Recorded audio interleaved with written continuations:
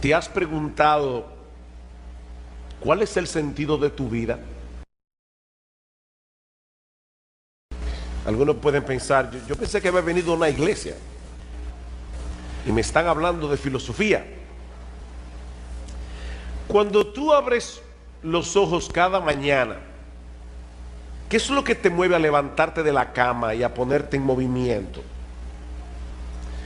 A todos nos gusta pensar que las cosas que hacemos son importantes y que hacen alguna diferencia, que nosotros vamos a dejar una huella en el mundo cuando salgamos de aquí, pero ¿realmente es así?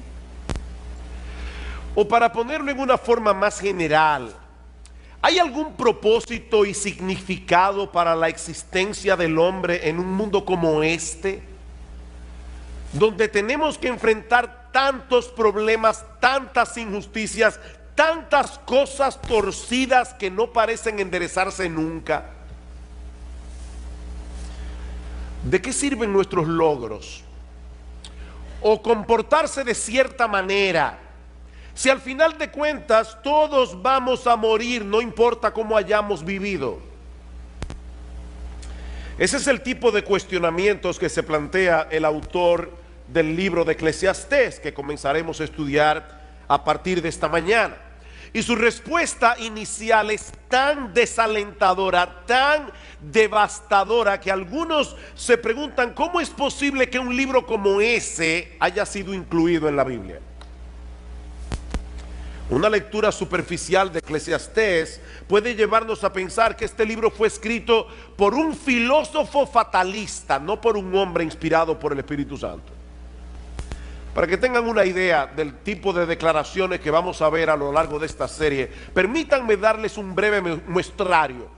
Eclesiastés capítulo 2, versículo 17. Aborrecí por tanto la vida. Eso dice un hombre inspirado por el Espíritu de Dios. Aborrecí por tanto la vida, porque la obra que se hace debajo del sol me era fastidiosa, por cuanto todo es vanidad y aflicción de espíritu. Asimismo aborrecí todo mi trabajo que había hecho debajo del sol, el cual tendré que dejar a otro que vendrá después de mí. Eclesiastés 3:18. Dije en mi corazón, es así por causa de los hijos de los hombres, para que Dios los pruebe y para que vean que ellos mismos son semejantes a las bestias. Porque lo que le sucede a los hijos de los hombres y lo que le sucede a las bestias, un mismo suceso es. Como mueren los unos, así mueren los otros, y una misma respiración tienen todos. Ni tiene más el hombre que la bestia, porque todo es vanidad. Eclesiastés capítulo 7, versículo 15. Todo esto he visto en los días de mi vanidad. Justo hay que perece por su justicia. Un justo que perece por su justicia. Y hay impío que por su maldad alarga su vida. No seas demasiado justo. Oigan lo que dice la Biblia. No seas demasiado justo, ni seas sabio con exceso. ¿Por qué habrías de destruirte? No hagas mucho mal, ni seas insensato. ¿Por qué habrás de morir antes de tu tiempo? Y yo no voy a hacer ningún comentario, simplemente estoy leyendo algunos versículos. Capítulo 8, versículo 14. Hay vanidad que se hace sobre la tierra, que hay justos a quienes sucede como si hicieran obras de impíos. Y hay impíos a quienes acontece como si hicieran obras de justo. Digo que esto también es vanidad. Por tanto alabé yo la alegría que no tiene el hombre bien debajo del sol, sino que coma y bebe y se alegre, y que esto le quede de su trabajo los días de su vida, que Dios le concede debajo del sol. ¿Y qué le parece esta? Se lo voy a leer de la Biblia de las Américas. Eclesiastés 10:19. Para el placer se prepara la comida, el vino alegra la vida y el dinero es la respuesta para todo. Alguna persona dice medio en broma, el dinero no te lleva a la felicidad, pero te deja como a una cuadra. Y uno se ríe de ese tipo de declaraciones, pero encontrarla en la palabra de Dios Mis hermanos, eso es otra cosa. Es por eso que algunos consideran el libro de Eclesiastés como el más enigmático de todos los libros de la Biblia. De hecho, una persona le llama a Eclesiastés el niño problemático de la familia de los libros de la Biblia. Sin embargo, como espero que nosotros veamos a lo largo de esta serie, este no solo es un libro fascinante, inspirado por el Espíritu de Dios, un libro que nos prepara para recibir el Evangelio de Jesucristo, sino que también es de gran ayuda para que los creyentes tengan una correcta perspectiva de la vida aquí y ahora. Lo que hace el autor de Eclesiastés, como veremos en un momento, es examinar la vida del hombre desde una perspectiva completamente secular, sin tomar en cuenta la existencia de Dios, para entonces mostrarnos que desde ese punto de vista la vida del hombre es completamente absurda. La vida del hombre no tiene ningún sentido. En la mañana de hoy yo quisiera introducir este libro de las Escrituras considerando básicamente tres cosas: su autor, su tema y su propósito. Eso es todo lo que vamos a ver en esta mañana. Veremos el autor de Eclesiastés, el tema de Eclesiastés y el propósito de Eclesiastés. Versículo 1, Eclesiastés capítulo 1, versículo 1. Palabras del predicador, hijo de David, rey en Jerusalén. Esta palabra que nuestras versiones de la Biblia traducen como predicador es la palabra hebrea Kohelet, un título que se le daba en aquellos días a un orador oficial que tenía la autoridad para convocar una asamblea y para enseñar a una asamblea. De hecho, la palabra griega para asamblea es la palabra griega eclesia, de donde proviene nuestra palabra iglesia y de donde proviene también el título de este libro, Eclesiastés, o el predicador. Algunos traducen esta palabra como el maestro, otros como el filósofo. Hay otros que prefieren dejarla sin traducción y de llamarle a este individuo simplemente el Kohelet, pero la traducción de nuestras versiones sigue siendo una de las mejores: el predicador. Ahora bien, ¿quién es este predicador que se atribuye la autoría de este libro? Bueno, su nombre no se menciona en ninguna parte de Eclesiastés, pero todo luce indicar que se trata del rey Salomón. En el versículo 1 se refiere a sí mismo como hijo de David, rey de Jerusalén, y más adelante en el versículo 12 nos dice que él fue rey sobre todo Israel. Mis hermanos, ¿quién fue el único hijo de David que pudo reinar sobre toda la nación de Israel? Únicamente Salomón, porque en los días de Roboam, el hijo de Salomón, el reino se dividió en dos. Así que todo luce indicar que este predicador no es otro que el rey Salomón, aparte de que las experiencias que él comparte en el libro encajan perfectamente en lo que nosotros conocemos en la Biblia del rey Salomón. Como ustedes recordarán, al principio de su reinado el Señor se le apareció a Salomón y le dijo: pídeme lo que tú quieras. Y Salomón le pidió un corazón entendido para juzgar a tu pueblo y para discernir entre lo bueno y lo malo. Él pudo haber pedido muchas cosas, pero lo que le pidió a Dios fue sabiduría. Y dice en el versículo 10: y agradó delante del Señor, Primera de Reyes 3, que Salomón pidiese esto. Y le dijo Dios: porque has demandado esto y no pediste para ti muchos días, ni pediste para ti riquezas, ni pediste la vida de tus enemigos, he aquí que te he dado corazón sabio y entendido, tanto que no ha habido antes de ti otro como tú, ni después de ti se levantará otro como tú. Y aún también te he dado las cosas que no pediste, riquezas, gloria, de tal manera que entre los reyes no haya ninguno como tú en todos tus días. Y si anduvieres en mis caminos, guardando mis estatutos y mis mandamientos como David tu padre, yo alargaré tus días. Lamentablemente, Salomón no permaneció siendo fiel a Dios. Dice en el primer libro de Reyes, en el capítulo 11, que sus muchas mujeres desviaron su corazón hacia la idolatría. Salomón llegó a tener 300 esposas y 700 concubinas, un harén de 1000 mujeres. Por supuesto, la idolatría tiene consecuencias. Y la vida de Salomón se volvió un total desastre. Y aunque nosotros no tenemos constancia de que Salomón se haya arrepentido y haya vuelto a los caminos del Señor, el libro de Eclesiastés parece ser su testimonio de arrepentimiento. Al final de su vida, Salomón quiso compartir las lecciones que aprendió de mala manera durante su tiempo de apostasía. ¿Y cuál es el tema de este libro? Versículos 2 y 3. Vanidad de vanidades, dijo el predicador, vanidad de vanidades, todo es vanidad. ¿Qué provecho tiene el hombre de todo su trabajo con que se afana debajo del sol? Y hermanos, esta es una frase clave que se repite 29 veces en todo el libro.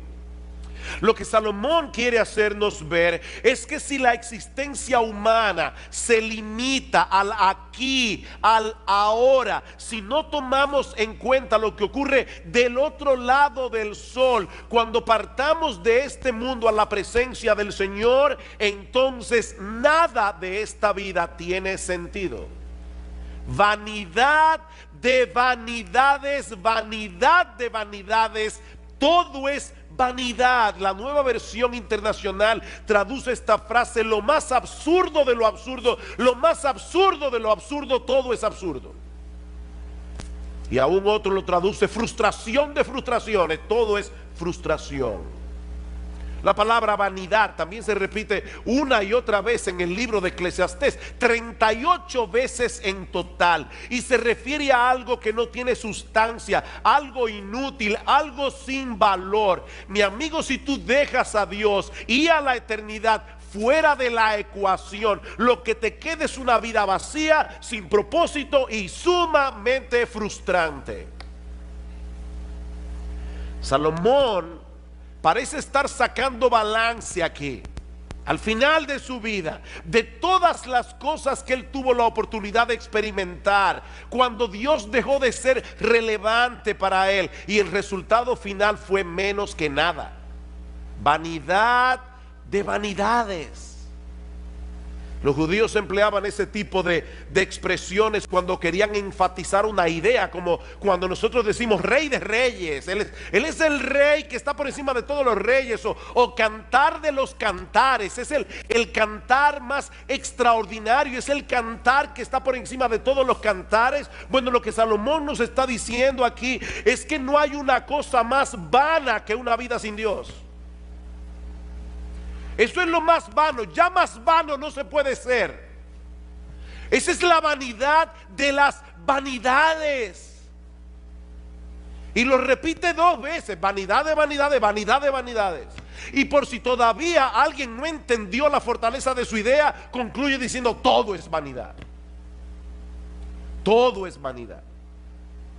Eso sería la existencia humana si todo lo que tuviéramos fuera esta vida. Venimos de la nada, somos el producto de un accidente sin propósito, nos dirigimos inevitablemente a convertirnos otra vez en nada. Y entre una nada y otra nada, nosotros tenemos que estar viviendo en este mundo lleno de dificultades, lleno de problemas, donde los momentos de felicidad son muy escasos y muy transitorios. Por eso alguien decía que antes de preguntar si hay vida después de la vida, habría que preguntar si hay vida ahora. No después de la vida, es si hay vida ahora.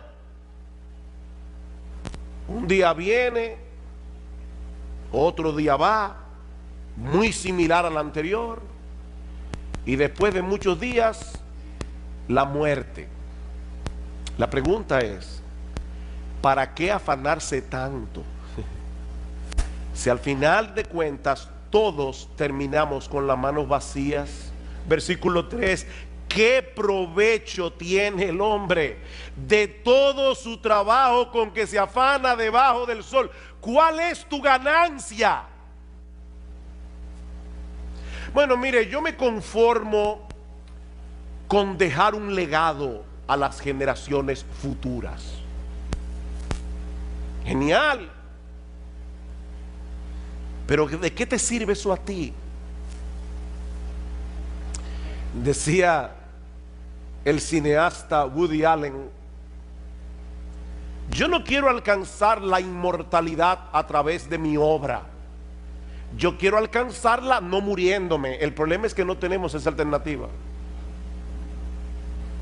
No tenemos esa alternativa. Todos tenemos una cita ineludible con la muerte. Y lo que Salomón nos está diciendo aquí es que si contemplamos la vida sin tomar en cuenta lo que trasciende la temporalidad de este mundo, todo se vuelve fatigoso, todo se vuelve frustrante.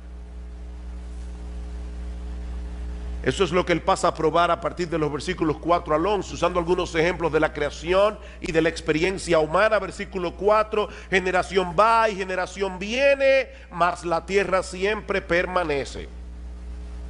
Una generación se va levantando, la otra va envejeciendo. Y a veces tenemos la sensación de que algo está pasando, algo está cambiando entre una generación y la otra. Pero esa generación que está surgiendo ahora, mañana estará en el mismo lugar donde nosotros estamos hoy. Cuando yo contaba la historia de la iglesia nuestra, de esta iglesia, siempre decía que nosotros comenzamos un grupito de 12 jóvenes y 3 señoras mayores. Hasta que un día mi esposa me dijo: mi amor, ¿tú te has puesto a pensar que las famosas 3 señoras mayores tienen menos edad que la que tú tienes ahora? Tenían en aquel momento, cuando comenzó la iglesia, menos edad que la que yo tengo ahora. Y yo seguía llamándole a una persona mayor, de 40 y pico de años. Claro, yo tenía 22. Y los que se levantarán después de nosotros repetirán el mismo ciclo otra vez. No porque la historia humana sea cíclica, como dicen algunos, sino porque en el fondo el hombre sigue siendo el mismo.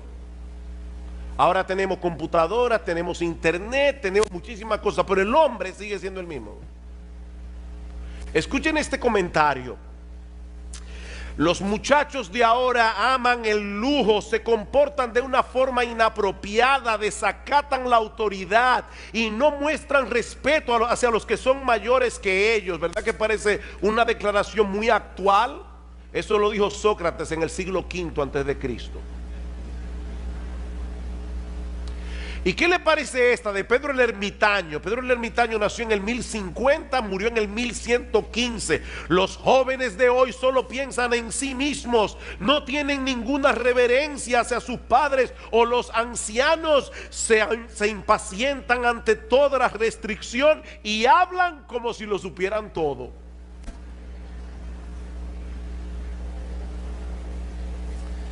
Ustedes ven el punto. La historia está en movimiento, pero nada cambia en realidad. Nada cambia. Es lo mismo que nosotros vemos en los procesos de la naturaleza. A pesar de la diversidad y los cambios que nosotros vemos a nuestro alrededor, la naturaleza es sorprendentemente uniforme en su funcionamiento. De hecho, eso es lo que permite que hagamos ciencia. Los científicos pueden evaluar los procesos de la naturaleza porque todo se repite una y otra vez. Versículo 5: sale el sol, se pone el sol, se apresura a volver al lugar de donde se levanta, el viento tira hacia el sur y rodea el norte, va girando de continuo y a sus giros vuelve el viento de nuevo. Los ríos todos van al mar y el mar no se llena. Al lugar de donde los ríos vinieron, allí vuelven para correr de nuevo. El sol salió esta mañana, se va a poner esta tarde, así será mañana y pasado mañana y dentro de 10 meses y dentro de 100 años. La misma rutina. Y lo mismo ocurre con el viento. El viento se mueve constantemente en una serie de circuitos que nosotros no podemos entender del todo y que tampoco cambiará con el paso de los siglos. El mismo circuito. Todos los ríos desembocan en el mar, pero el mar nunca se llena.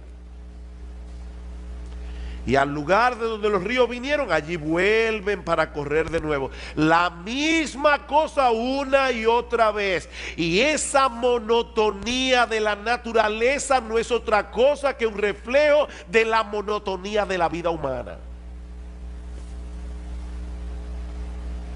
En ciencia política hay un principio que se conoce como el gatopardismo, por una novela que se llamó El gato pardo, donde apareció esta frase memorable: si queremos que todo siga como está, necesitamos que todo cambie. ¿Cómo así? Bueno, lo que este principio establece es que los políticos tienen que iniciar constantemente algo que se parezca una transformación revolucionaria, pero dejando en realidad las mismas estructuras de poder, de manera que todo cambia, pero nada cambia. ¿O no es así? Eso es el gatopardismo. Todo cambia, pero nada cambia. Eso es básicamente lo que Salomón nos está diciendo en Eclesiastés. Lo que nosotros vemos en los procesos naturales es lo mismo que ocurre en la experiencia del hombre. Versículo 8: todas las cosas son fatigosas más de lo que el hombre puede expresar. Nunca se sacia el ojo de ver ni el oído de oír. Eso fue cierto en los días de Salomón, lo es en el día de hoy.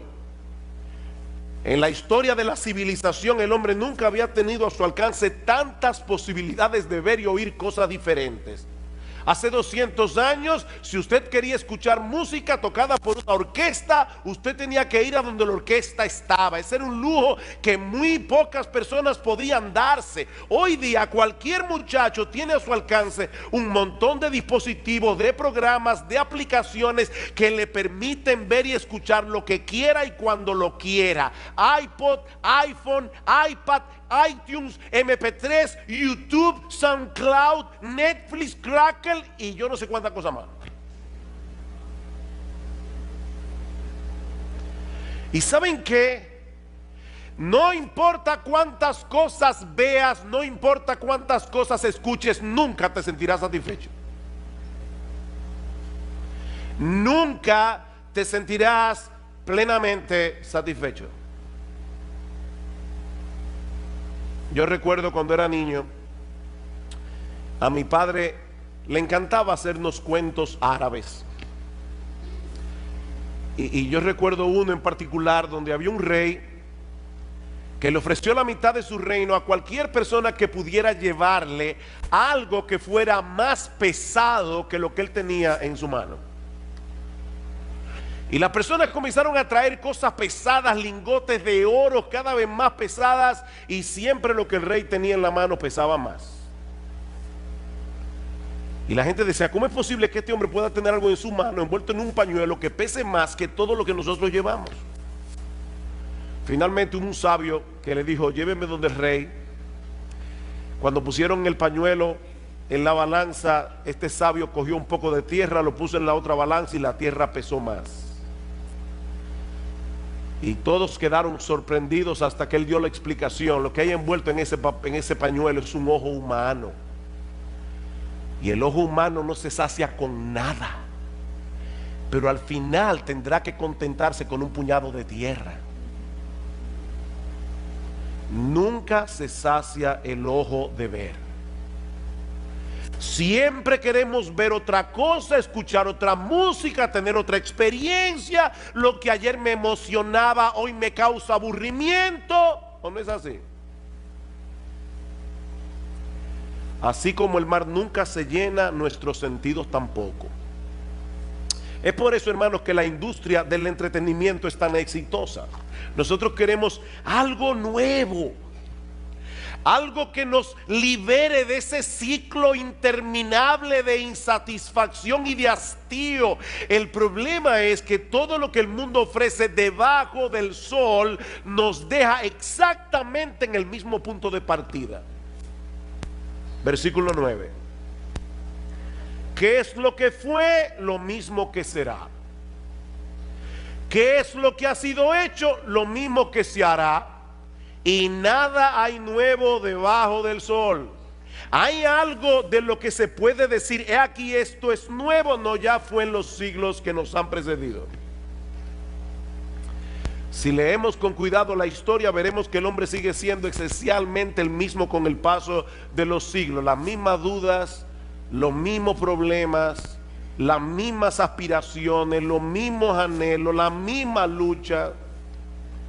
Lo que parece novedoso no es más que un pasado que ya se olvidó. Decía el periodista Malcolm Muggeridge, todas las nuevas noticias son viejas noticias ocurriendo a nuevas personas. ¿Escucharon eso? Todas las nuevas noticias son las viejas noticias ocurriendo a nuevas personas. Versículo 11. No hay memoria de lo que precedió, ni tampoco de lo que sucederá. Habrá memoria en los que serán después. En otras palabras, la gente suele de sufrir de amnesia histórica. La gente suele sufrir de amnesia histórica. Y eso nos hace creer que algunas cosas son novedosas cuando en realidad no lo son. Generaciones van, generaciones vienen, cada una repitiendo los mismos errores de la generación anterior y creyendo al mismo tiempo que están siendo originales. La vida debajo del sol es fatigosa, repetitiva, monótona, hastiante. Eso es lo que Salomón nos está diciendo. Y cuando el hombre trata por sí mismo de descubrir el significado y propósito de todo esto, el resultado es una visión fragmentada de la realidad que no le hace ningún sentido. Es como cuando estamos tratando de armar un rompecabezas y hay piezas que faltan. Vanidad de vanidades, dijo el predicador, vanidad de vanidades. Todo es vanidad. Ahora bien, ¿y cuál es el propósito de este libro? ¿Por qué Dios inspiró al autor de Eclesiastés para que pusiera por escrito reflexiones tan deprimentes acerca de la vida en este mundo? Eso nos lleva a nuestro tercer y último encabezado. Ya vimos el autor del libro, el tema del libro. Veamos ahora su propósito. Y yo creo que el apóstol Pablo nos muestra incidentalmente por qué se escribió el libro de Eclesiastés. Dice en Romanos capítulo 8 versículo 20 que la creación fue sujetada a vanidad. Otra vez la misma palabra. La creación por causa del pecado fue sujetada a producir lo que no sirve. La creación fue sujetada a no dar todo el potencial que tiene dentro, no por su propia voluntad, sino por causa del que la sujetó en esperanza. En el libro de Eclesiastés, Salomón quiere que sintamos el peso de lo absurda que resulta la vida debajo del sol, destruir en nosotros toda esperanza de encontrar propósito, significado o satisfacción en ninguna de las cosas que este mundo ofrece, para entonces llevarnos de la mano a poner toda nuestra esperanza únicamente en Dios. Ese es el propósito. Él quiere destruir todo aquello que pueda ser una esperanza para ti. Cualquier cosa. Dice un comentarista, la función de Eclesiastés es llevarnos a ese punto en el que empezamos a temernos que esa sea la única conclusión posible, es decir, que todo es vanidad. Nos vemos así enfrentados a la cruda realidad de que nada tiene sentido, nada de lo que hay debajo del sol tiene valor. Pero ¿saben qué, mis amados hermanos? Nosotros sabemos que hay un Dios Dios que está sentado en su trono por encima del sol, gobernando todo lo creado para su gloria y para el bien de su pueblo. Y eso hace toda la diferencia del mundo. Mis hermanos, ese Dios no solo ha prometido libertar su creación de la vanidad a la que fue sometida por causa del pecado, como dice Pablo en Romanos 8, sino que también nos permite contemplar ese mismo escenario que Salomón nos presenta en Eclesiastés, pero desde otra perspectiva completamente diferente. Vamos a introducir a Dios ahora en Eclesiastés capítulo 1. Y vamos a ver qué pasa. Vamos otra vez a Salomón. Vamos a meternos en la mente de Salomón. La única diferencia es que ahora vamos a meter a Dios en la ecuación. Y vamos a ver qué pasa. El salmista David, el padre de Salomón, nos dice en el Salmo 19:1: los cielos cuentan la gloria de Dios, el firmamento anuncia la obra de sus manos. El universo es un gran libro disponible para todo el que lo quiera leer, que nos habla de la grandeza, el poder y la majestad de nuestro Dios. Un día emite palabra, otro día, una noche a otra noche declara sabiduría. No hay lenguaje ni palabras, ni es oída su voz, pero por toda la tierra salió su voz y hasta el extremo del mundo sus palabras. Y ahora escuchen: en ellos, en los cielos, puso tabernáculo para el sol, y este, como esposo que sale de su tálamo, de su cama por la mañana, se alegra cual gigante para correr el camino.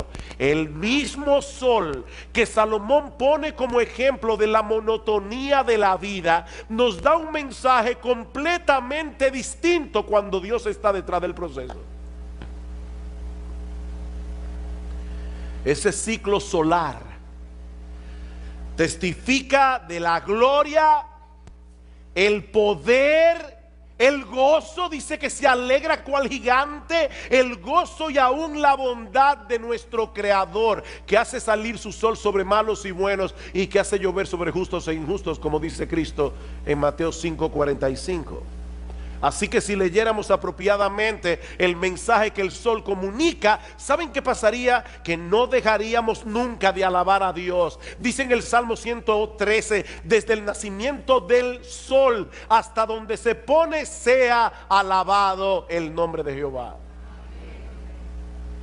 Si todos los hombres reciben igualmente el beneficio de la luz del sol, ¿no debieran todos darle la gloria y la alabanza al único que le corresponde? Ven ustedes, hermanos, el mismo sol, pero contemplado desde otra perspectiva. Y lo mismo podemos decir de los otros ejemplos que usa Salomón en Eclesiastés. Sí, los ciclos de la naturaleza son repetitivos. Ahora la pregunta es, cuando nosotros colocamos a Dios en el panorama, ¿qué nos enseñan esos ciclos repetitivos de la naturaleza? Son un testimonio contundente de la sabiduría y la fidelidad de nuestro Dios. Dice en el Salmo 104:10: tú eres el que envía las fuentes por los arroyos, van entre los montes, dan de beber a todas las bestias del campo, mitigan su sed los asnos monteses, a sus orillas habitan las aves de los cielos, cantan entre las ramas, él riega los montes desde sus aposentos, del fruto de sus obras se sacia la tierra. Nosotros le llamamos a esto las leyes de la naturaleza. Esa es una expresión que nosotros usamos simplemente para tratar de dar a entender cómo es que Dios opera, porque es Dios el que mantiene la naturaleza funcionando. Él es el que envía la lluvia. Si Dios no quiere, mañana no sale el sol, porque Él es Dios. Y ya lo detuvo en Gabaón, Él puede hacerlo otra vez. Pero es Dios, nuestro buen Dios, el que está cuidando la tierra. Es Dios el que está detrás de todos esos ciclos repetitivos. Así que, mis hermanos, si nosotros vemos la naturaleza y no vemos a Dios, el mensaje que la naturaleza nos comunica es totalmente desalentador. Pero de repente introducimos a Dios en la ecuación y todo cambia drásticamente. De repente todo tiene sentido. Salomón nos dice en Eclesiastés 1:8 que el ojo nunca se sacia de ver ni el oído de oír. Pero alguien dijo muy sabiamente, el ojo no se satisface hasta que no ve la mano de Dios, y el oído no se satisface hasta que no escucha su voz. Mis ovejas oyen mi voz, dice el Señor en Juan 10:27, y yo las conozco y me siguen, y yo les doy vida eterna, y no perecerán jamás, ni nadie las arrebatará de mi mano. Yo soy el pan de vida. El que a mí viene nunca tendrá hambre, y el que en mí cree no tendrá sed jamás. Ustedes se dan cuenta, hermanos, del contraste tan marcado que hay entre Eclesiastés y el Evangelio. Por un lado, vanidad de vanidades, todo es vanidad. Por el otro lado, yo he venido para que tengan vida y para que la tengan en abundancia.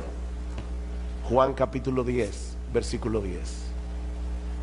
Salomón nos dice en Eclesiastés 1:9 que no hay nada nuevo debajo del sol. Y luego pregunta en el versículo 10, ¿hay algo de lo que se puede decir, he aquí esto es nuevo? La respuesta es, sí lo hay. ¿Hay algo nuevo? Sí lo hay, sí lo hay. Siempre y cuando contemplemos a Dios en el centro de todo. Ese es el punto. Sí lo hay. Hay un nuevo pacto en la sangre del Señor Jesucristo. Dice en Lucas 22:20, un nuevo pacto por medio del cual todos nuestros pecados son perdonados. Un nuevo pacto donde Dios nos concede de pura gracia el don de la vida eterna. Si hay algo nuevo. Dice en Ezequiel capítulo 36 que Dios promete darnos un nuevo corazón para que podamos reverenciarle como es debido, para que podamos obedecer sus mandamientos. Dice en 2 Corintios 5:17 que si alguno está en Cristo, nueva criatura es. Sí, Salomón, hay algo nuevo. Dios me hizo nuevo, Dios me transformó, Dios me libertó del pecado. Si alguno está en Cristo, nueva criatura es. Las cosas viejas pasaron, he aquí todas son hechas nuevas. Hay algo nuevo, sí, Salomón dice en Efesios 4:24 que Dios nos ha dado un nuevo hombre, creado según Dios en la justicia y santidad de la verdad. Y por si todo esto fuera poco, dice en Apocalipsis 21:5, y el que estaba sentado en el trono dijo, he aquí yo hago nuevas todas las cosas. Todas las cosas. Queridos hermanos, algún día todo será nuevo. Algún día todo será nuevo. Esta creación que fue sujetada a vanidad, esta creación que fue sujetada a producir lo que no sirve, será libertada de la esclavitud de la corrupción, dice Pablo en Romanos 8:21, a la libertad gloriosa de los hijos de Dios. En aquel día será eliminado por siempre todo vestigio del pecado en nosotros y en lo creado. Y saben que, mis amados hermanos, nunca más experimentaremos la frustración y el hastío que muchas veces experimentamos en este mundo caído, aún los cristianos. O tú nunca te aburres, tú nunca te hastías, nunca te sientes frustrado.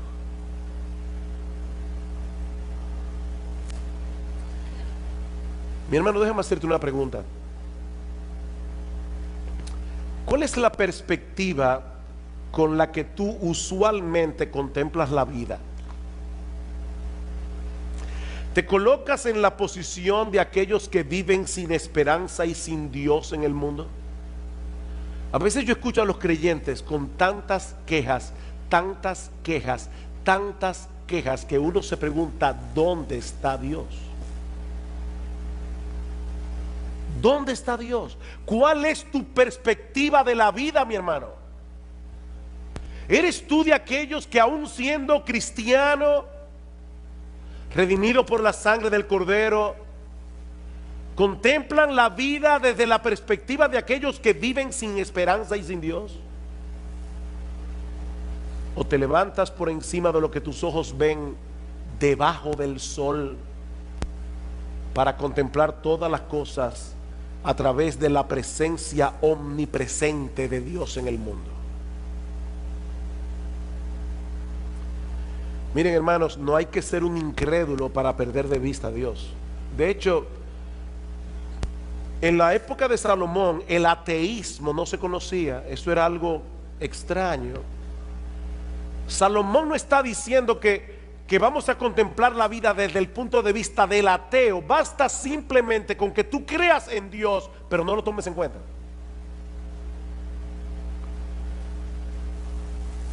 No hay que ser un incrédulo para perder de vista a Dios. Sobre todo cuando las cosas no están saliendo como nosotros quisiéramos. Pero Dios sigue estando en su trono, dando un sentido y propósito a todas las cosas, para que al final de la historia todas redunden para su gloria y para el bien de su pueblo. Miren, mis hermanos, Dios se va a salir con la suya. Nadie puede frustrarlo. Él tiene un plan, y en ese plan nuestro bendito, glorioso, extraordinario, inefable, incomparable, inmutable Señor y Salvador Jesucristo se llevará toda la gloria. Y nosotros estaremos ahí para gozarnos con Él. Y si tú estás aquí sin Cristo,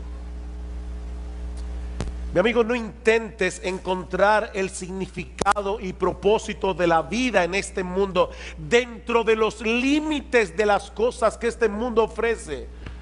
Como dice Agustín de Hipona, Dios nos hizo para Él, y nuestra alma solo encontrará descanso cuando lo encuentre en Él. No hay alternativa. En tu corazón hay un hueco del tamaño de Dios que solamente Dios puede llenar. Mi amigo, fuera de Cristo todo es absurdo, y lo que es 1000 veces peor, fuera de Cristo solo obtendrás de Dios condenación y juicio por causa de tus pecados.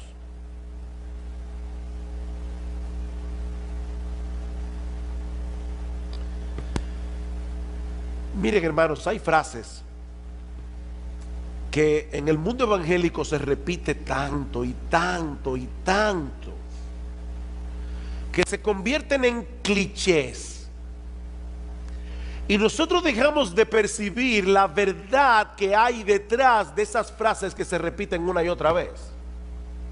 ¿Recuerdan ustedes cuando estábamos predicando de Colosenses y decíamos que hay una fórmula matemática en Colosenses? Cristo más nada es igual a todo. Decía una poetisa cristiana: si yo no tuviera nada excepto a Cristo, lo tendría todo como quiera. Eso no es un cliché, eso es una gran verdad. Cristo es el todo en todos. Es Cristo, es Cristo, es Cristo. Mis hermanos, mis amigos que están aquí, el significado de la vida, el propósito de nuestra existencia, todo gira en torno a Él. Él es el centro. Este es un mundo roto, este es un mundo quebrado por el pecado, es un mundo dañado. El secularismo avanza a pasos agigantados, y a veces, yo no sé tú, pero muchas veces uno se pregunta cuando lee acerca de estas cosas: ¿qué futuro habrá para la iglesia? ¿Qué futuro habrá para las próximas generaciones? Bueno, yo espero que si tú tienes esa inquietud, en la mañana de hoy el mensaje de la palabra sea de mucho ánimo, sea de mucho aliento para ti, porque vamos a estar viendo en los capítulos 18 y 19 del libro de los Hechos, siguiendo nuestra serie consecutiva en este libro. Vamos a estar viendo que la palabra de Dios sigue actuando. La palabra de Dios es poderosa para obrar, para actuar en un mundo roto, en un mundo dañado por el pecado. Y obviamente, como les decía hace un momento, mi intención no es explorar cada detalle de este relato tan extenso, sumamente rico en matices. Lo que yo quiero hacer en esta mañana es muy sencillo, es extraer 4 grandes verdades que se desprenden de este pasaje. Y que yo espero que te ayuden, mi amado hermano, mi amada hermana, yo espero que esto te ayude a confiar más en el Evangelio, que esto te ayude a descansar más en su poder, que esto te mueva a seguir predicándolo con valor, aunque el mundo parezca desmoronarse a nuestro alrededor. Eso es lo que yo espero que pase en esta mañana. Yo quiero animarte, mi amado hermano. Yo quiero animarte a seguir predicando. Yo quiero animarte a seguir siendo fiel al Señor. Yo no quiero que las cosas que tú estás viendo en las noticias oculten la realidad que acabamos de cantar. Nuestro Dios reina, el cielo gobierna. Cristo dijo, este evangelio será predicado en todas las naciones y entonces vendrá el fin. Nada ni nadie va a poder impedir que Jesucristo haga eso. Así que hay 4 grandes verdades que nosotros podemos extraer de Hechos 18 y 19. La primera es que el evangelio vence la inmoralidad. El evangelio vence la inmoralidad. Vean otra vez Hechos 18:1. Dice, después de esto, Pablo estaba predicando el evangelio en Macedonia. Ahora dice, después de esto salió de Atenas y fue a Corinto, la ciudad de Corinto. Nosotros tenemos 2 cartas en el Nuevo Testamento, primera a los Corintios, segunda a los Corintios. Corinto era una metrópoli comercial plagada de inmoralidad. Culturalmente hablando era muy importante. Pero moralmente hablando, Corinto no tenía nada que envidiarle a Sodoma y a Gomorra en el siglo I. Su vida religiosa giraba en torno a la diosa Afrodita, la diosa del amor. De hecho, había un templo en Corinto donde servían 1000 prostitutas sagradas. O sea, la gente fornicaba para adorar a Afrodita. Era tanta la depravación de la ciudad que los griegos inventaron un nuevo verbo que no existía antes: corintizar. Y lo que ese verbo implica o significa es una vida sexual sin freno. O sea, vivir como un corintio era vivir como un sinvergüenza. Esa era la ciudad de Corinto. Y allí llegó Pablo durante su segundo viaje misionero, solo y profundamente desgastado a nivel emocional y a nivel físico. De hecho, si ustedes recuerdan, en 1 Corintios capítulo 2 versículo 3, Pablo les dice que él estuvo entre ellos con debilidad, mucho temor y temblor. Y no es difícil entender por qué. Si tú recuerdas lo que predicamos el último domingo en la serie de Hechos, vimos que Pablo fue encarcelado en Filipos, Pablo fue expulsado de Tesalónica y de Berea, y luego fue tratado como un charlatán en Atenas. Pablo estaba extenuado, humanamente hablando. ¿Y saben qué hizo cuando llegó a Corinto? Cualquiera hubiera dicho, bueno, tómate un tiempo, necesitas recargar pilas. ¿Saben qué fue lo que hizo Pablo cuando llegó a Corinto? Siguió predicando. Y siguió predicando porque él sabía que el poder de la palabra de Dios, la eficacia de la palabra de Dios no depende de la fuerza del predicador, depende del Dios que respalda la palabra, del Dios que respalda su palabra con poder. Pablo llega a Corinto, Dios en su providencia le provee la amistad de un matrimonio piadoso que de hecho iba a jugar un papel sumamente predominante tanto en la vida de Pablo como en su ministerio, Aquila y Priscila. Vean el versículo 2. Y se encontró con un judío que se llamaba Aquila, natural del Ponto, quien acababa de llegar de Italia con Priscila, su mujer, pues Claudio, el emperador, había ordenado a todos los judíos que salieran de Roma. Fue a ellos, y como él era del mismo oficio, nosotros no podemos imaginar, ¿verdad?, a Pablo haciendo tiendas, vendiendo tiendas. Tú no te imaginas a Pablo, ¿verdad?, en el mercado, comprando hilos, comprando telas. Pero Pablo era un hacedor de tiendas. Los judíos le enseñaban a sus hijos una labor manual para que ellos pudieran desempeñarse bien en la vida. Así que Pablo tenía como oficio hacer tiendas, y resulta que Priscila y Aquila también.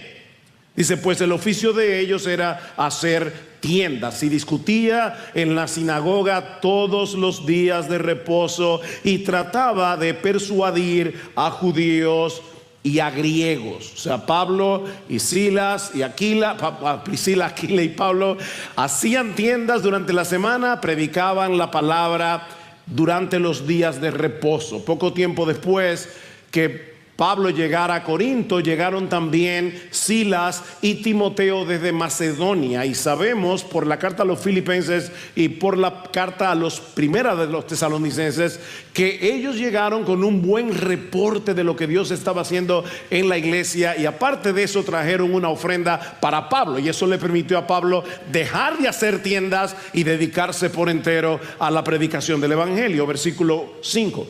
Cuando Silas y Timoteo descendieron de Macedonia, Pablo se dedicaba por completo a la predicación de la palabra, testificando solemnemente a los judíos que Jesús era el Cristo. Pero como siempre sucedía, no pasó mucho tiempo antes de que los judíos comenzaran a oponerse y a blasfemar. Vean el versículo 6.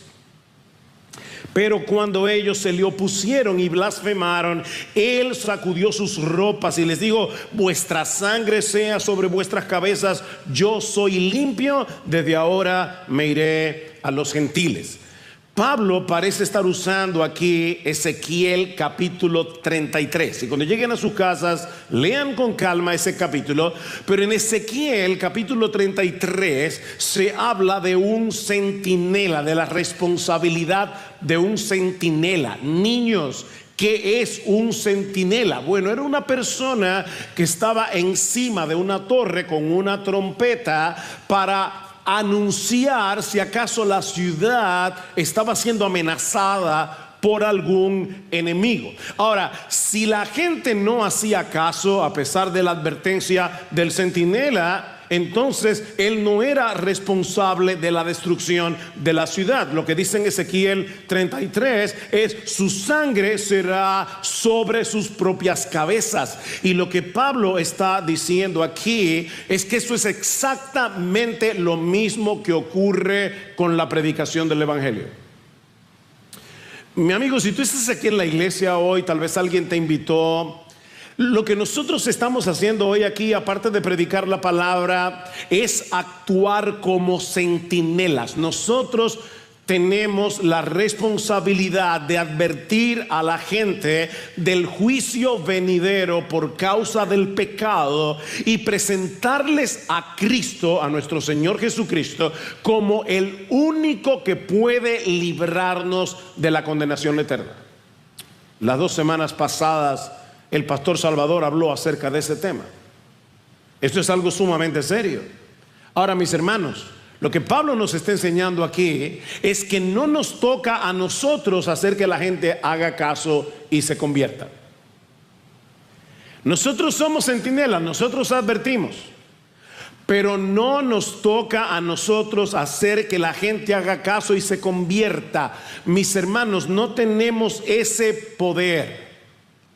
Nuestra responsabilidad es proclamar claramente el evangelio, pero tenemos que dejar los resultados en las manos de Dios. Y yo digo esto porque muchas veces los cristianos nos sentimos desalentados o sentimos que hemos fracasado porque hemos estado predicándole el evangelio a nuestros hijos, hemos estado predicándole el evangelio a nuestros familiares, a nuestros amigos, y no hacen caso. No, mi hermano, si tú predicaste el evangelio, tú no fracasaste, tú hiciste lo que Dios quería que tú hicieras. Esa es tu responsabilidad. No te desalientes si algunos rechazan el mensaje. Tú no puedes cambiar el corazón de nadie. De hecho, tú ni siquiera puedes cambiar tu propio corazón. Eso solo puede hacerlo Dios. Pero tú sí puedes y debes predicar la palabra, confiando en que Dios hará lo que solo Él puede hacer para salvar a pecadores. Mira, mi amigo, Dios te está dando hoy la oportunidad de escuchar su palabra predicada para que vengas a Cristo en arrepentimiento y fe.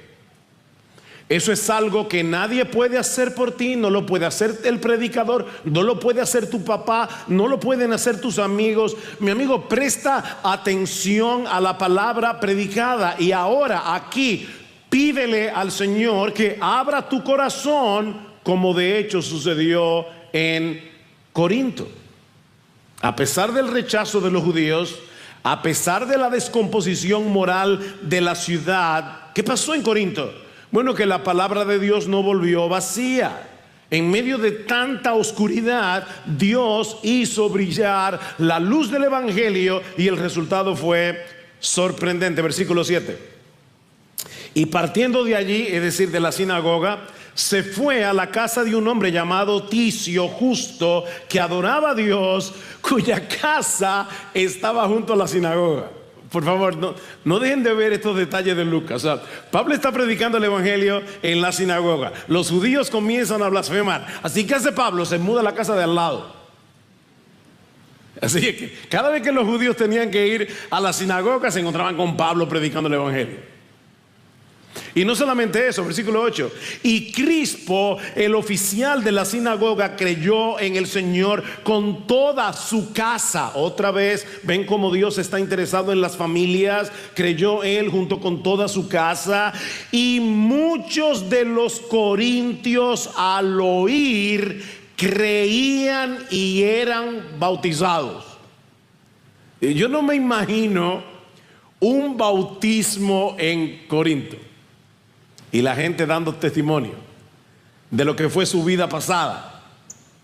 Mis hermanos, en medio del lodazal de Corinto, la palabra de Dios obró con poder. ¿Y saben por qué? Porque desde antes de la fundación del mundo, ya Jesucristo había decidido soberanamente, porque Él es soberano, que muchos de esos corintios se iban a convertir al evangelio.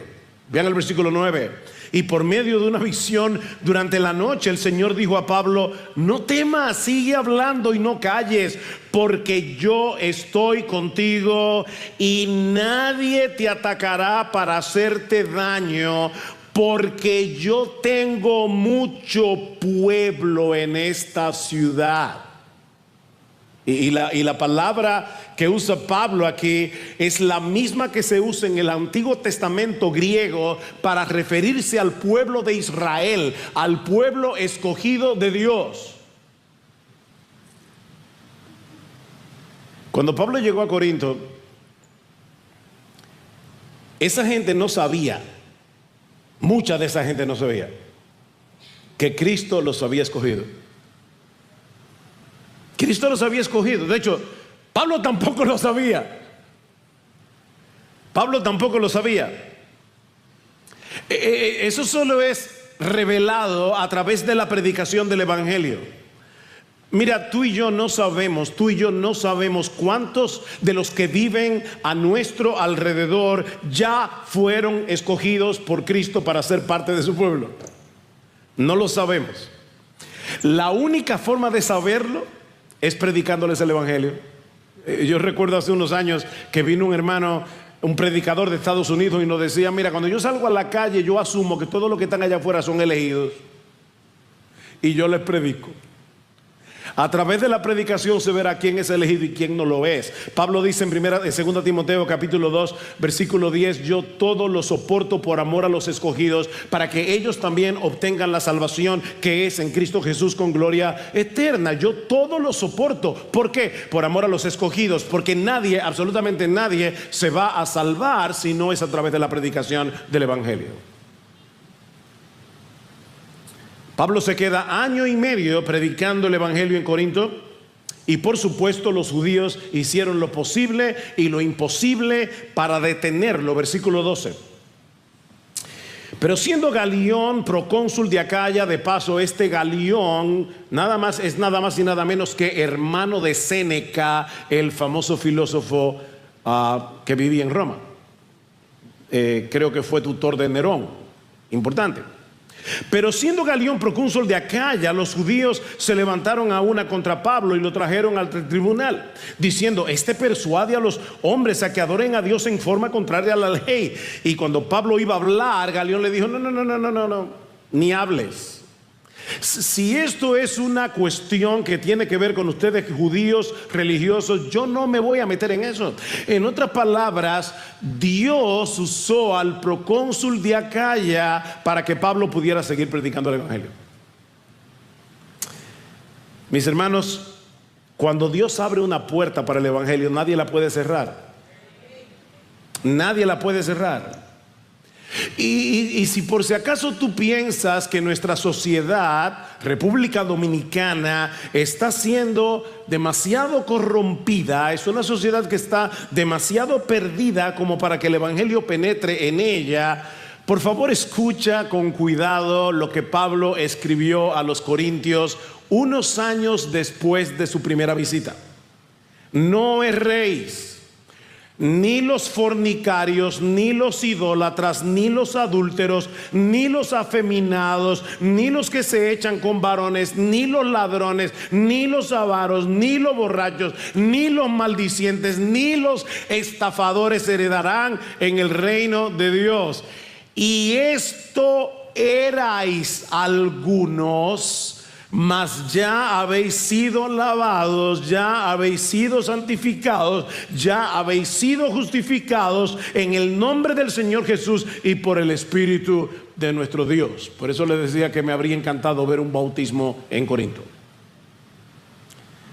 Yo era un homosexual, yo era un borracho, yo era un maldiciente, yo era un estafador, pero Cristo cambió mi vida. Y mis hermanos, Cristo sigue cambiando vidas.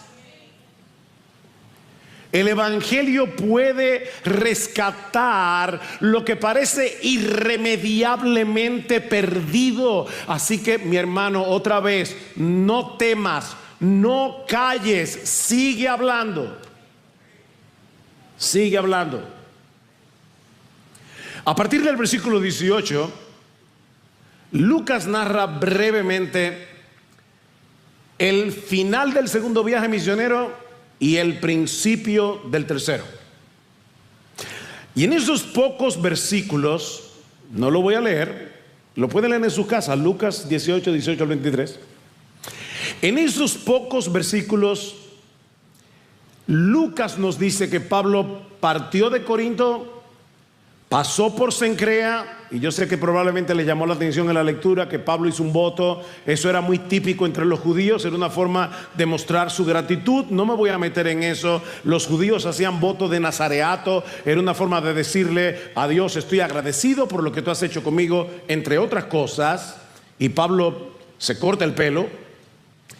De allí siguió rumbo a Éfeso, después a Cesarea, Jerusalén, Antioquía. Y poco tiempo después ya Pablo estaba iniciando su tercer viaje misionero, dice en el versículo 23, recogiendo Galacia y Frigia para fortalecer las iglesias. Ok. Si quieres, cuando llegues a casa, busca un mapa. Enlista todas las ciudades que Lucas describe allí. Y te vas a dar cuenta que el viajecito de Pablo fue de 3,200 kilómetros. Parece que tú no oíste bien. El viajecito de Pablo que Lucas describe en 5 versículos fue de 3,200 kilómetros por mar y tierra. No era en avión, no era en carro, sin tren, solo con barcos de vela, caminando por caminatas, por caminos de piedra, en sandalias. Ahora la pregunta es: ¿Por qué Lucas menciona todo esto? Para mostrarnos que el evangelio no se detiene.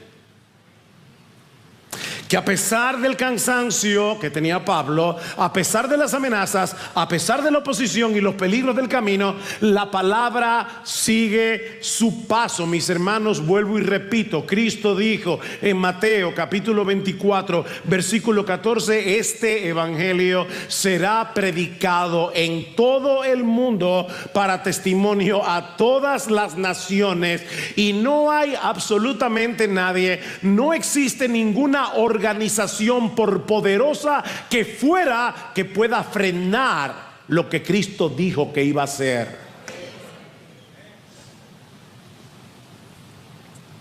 ¿Le tienes miedo a la ONU, a la OEA? O si nosotros pudiéramos ver todos esos organismos internacionales a la luz de Apocalipsis 1, donde se describe a Cristo como rey. ¿Saben qué parecería a nuestros ojos? Menos que chihuahuas. Nada ni nadie impedirá que este evangelio sea predicado en todas las naciones, y el pueblo que Cristo desde antes de la fundación del mundo escogió para ser salvo se va a salvar. Se va a salvar. Pero este relato no solamente nos muestra que el evangelio vence la inmoralidad, como hizo en Corinto, sino que también corrige el error y la ignorancia con gracia y con verdad. El evangelio corrige el error y la ignorancia con gracia y con verdad. Cuando llegamos al final del capítulo 18 y al principio del 19, Lucas nos presenta dos relatos distintos, pero conectados por un hilo en común: la necesidad de una comprensión más completa del evangelio. Por un lado tenemos a Apolos, un judío de Alejandría, dice en el versículo 24. Alejandría era una ciudad al norte de Egipto. De hecho, en aquel tiempo rivalizaba con Atenas como centro intelectual del Imperio Romano. Allí residía una gran comunidad de judíos. Fue en Alejandría donde se tradujo el Antiguo Testamento al griego, la versión que hoy conocemos como la Septuaginta. Así que Alejandría era un centro cultural sumamente importante, y Apolos era de Alejandría. Vean el versículo 24, dice Lucas: llegó entonces a Éfeso un judío que se llamaba Apolos, natural de Alejandría, escuchen, hombre elocuente y que era poderoso en las escrituras. Este había sido instruido en el camino del Señor, y siendo ferviente de espíritu hablaba y enseñaba con exactitud las cosas referentes a Jesús, aunque solo conocía el bautismo de Juan. En otras palabras, Apolo ya había creído en Cristo como el Mesías, pero su entendimiento del evangelio era incompleto. Y es por eso que Aquila y Priscila lo toman aparte y dicen en el versículo 26 que le explicaron con más exactitud el camino de Dios. Ahora, ¿por qué esto es importante? Miren, a pesar de su elocuencia, a pesar de su conocimiento, Apolos recibió la instrucción de una pareja, Aquila y Priscila. Y de hecho, si ven el versículo 26, verán que menciona a Priscila primero. No queremos sacar de la Biblia más de lo que debemos sacar, pero hay una cosa que es evidente: Priscila era una mujer bien instruida en teología, lo suficiente como para tomar a Apolos. No era que Aquila se estaba instruyendo a Apolos y Priscila estaba haciendo la limonada. No. Es que Aquila y Priscila, dos personas con un claro entendimiento del evangelio. Mis hermanas, las mujeres necesitan teología exactamente igual que los hombres. No hay ninguna diferencia. No es simplemente leer acerca del hogar, no es simplemente leer acerca de la crianza de los hijos, no es simplemente acerca de prepararse mejor como esposas. Y déjenme decirles, ustedes, mis amadas hermanas, necesitan todo eso, pero por encima de eso, ustedes necesitan, igual que nosotros todos los hombres, conocer profundamente la palabra de Dios. Bueno, Aquila y Priscila eran una pareja bien instruida. Toman a Apolos, le enseñan mejor el evangelio, y este hombre recibe con humildad la enseñanza. ¿Y saben cuál fue el resultado? Mayor claridad en su predicación, mayor eficacia. Versículo 27. Cuando él quiso pasar acá, ya los hermanos lo animaron y escribieron a los discípulos que lo recibieran. Y cuando llegó, ayudó mucho a los que por la gracia habían creído. ¿Oíste eso? A los que por la gracia habían creído. La razón por la que tú creíste en Cristo es por la pura gracia y misericordia del Señor. Tú no eras más inteligente que aquellos que rechazaron el evangelio. Fue que la gracia de Dios obró en ti. Y ahora Apolos está instruyendo a estos que por la gracia han creído, porque refutaba vigorosamente en público a los judíos, demostrando por las escrituras que Jesús era el Cristo. La elocuencia y la pasión con un entendimiento parcial del evangelio puede ser un problema. ¿Tú oíste eso? Te lo voy a repetir porque miren lo que pasa. En esta iglesia se ha criticado un montón de veces el evangelio de la prosperidad. Yo espero que todos ustedes sepan que los evangelistas de la prosperidad son hijos del diablo que están engañando a la gente. Yo espero que tú sepas eso. Pero a veces olvidamos que el único problema que hay a veces en las iglesias evangélicas no es el evangelio de la prosperidad, es la predicación de un evangelio superficial. Es la predicación de un evangelio que sin darse cuenta esconde la gracia de Dios. Es la predicación de un evangelio que está incompleto. Y puede ser, mis amados hermanos, que la persona que esté predicando sea verdaderamente apasionada. Apolos lo era. Puede ser que la persona que está predicando sea elocuente. Apolos lo era, pero necesitaba instrucción. Mis hermanos, un evangelio incompleto puede ser un problema, puede ser un obstáculo para que alguien sea ampliamente usado por el Señor para su obra. Necesitamos crecer constantemente en nuestra comprensión del evangelio, y no solamente para enseñar a otros con fidelidad, sino para aprender a aplicarlo en nuestras propias vidas, en todas las áreas. Mi hermano, déjame hacerte una pregunta. ¿Tú sabes cómo se conecta el evangelio con tu matrimonio? ¿Tú sabes cómo se conecta el evangelio con tu crianza? ¿Tú sabes cómo se conecta el evangelio con el uso de tu dinero? ¿Tú sabes cómo se conecta el evangelio con tu lucha contra el pecado? Es que nosotros no podemos dejar fuera el evangelio para nada. Necesitamos entender cada vez mejor el evangelio. ¿Por qué en este púlpito domingo tras domingo, a través de la palabra de Dios, se predica el evangelio? Bueno, por dos razones. En primer lugar, porque toda la Biblia gira en torno a Cristo. Y en segundo lugar, porque nadie se gradúa del evangelio. Nadie se gradúa del evangelio. El segundo relato de Lucas, al comienzo del capítulo 19, es más dramático, pero vemos el mismo problema. Pablo llega a Éfeso, por fin. Recuerden que varias veces Pablo tuvo que llegar a Éfeso, no pudo, se fue. Por fin llega a Éfeso y se encuentra con un grupo de 12 hombres a quienes Lucas llama discípulos, pero aclara que no eran discípulos de Jesús, eran discípulos de Juan el Bautista. Es decir, lo mismo que Apolos. ¿Se acuerdan que dice que solamente conocía el bautismo de Juan? Estos también. Eran personas sinceras, eran personas religiosas, pero no sabían que el Mesías ya había venido, no sabían que había muerto en una cruz, no sabía que había resucitado, de hecho no sabía que había ascendido y había enviado al Espíritu Santo. Vean el versículo 1. Y aconteció que mientras Apolos estaba en Corinto, Pablo, habiendo recorrido las regiones superiores, llegó a Éfeso y encontró a algunos discípulos. y les dijo: ¿recibisteis el Espíritu Santo cuando creísteis? No quiero especular, pero parece que Pablo oyó algo raro en esta gente.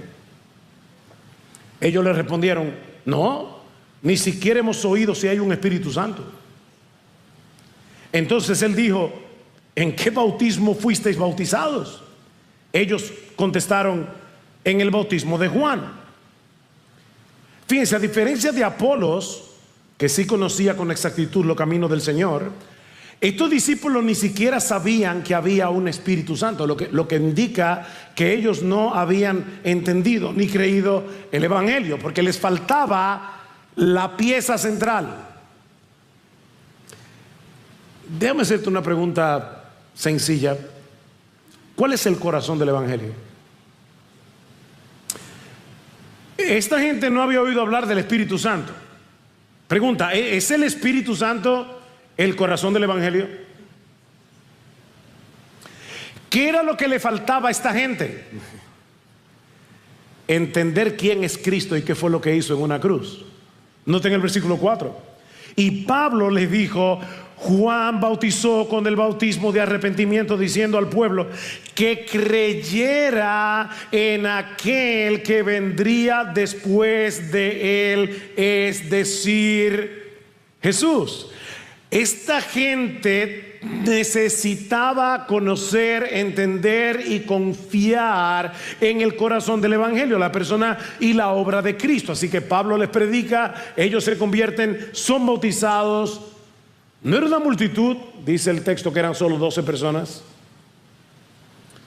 pero Pablo toma su tiempo para instruirlos, para ayudarlos a tener una comprensión más completa del Evangelio. Mi amigo, esto nos enseña que la sinceridad religiosa no salva a nadie. Esta gente era sincera con la luz que tenían y iban camino al infierno. Yo no sé cuántas veces yo he oído: no, pero mira, fulano está buscando sinceramente a Dios.